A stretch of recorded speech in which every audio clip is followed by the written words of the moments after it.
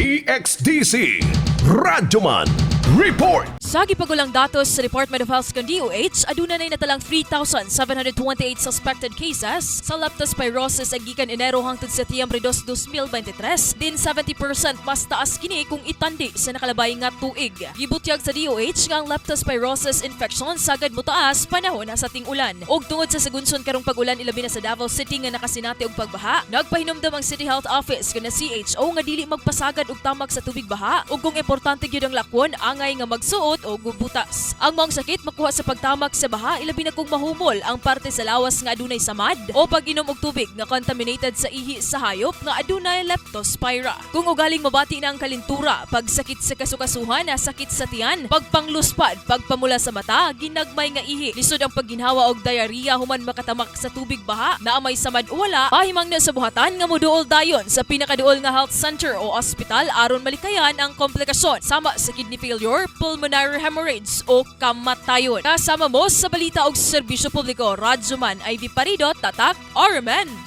RMN News, Diretso Balitang Metro Davao.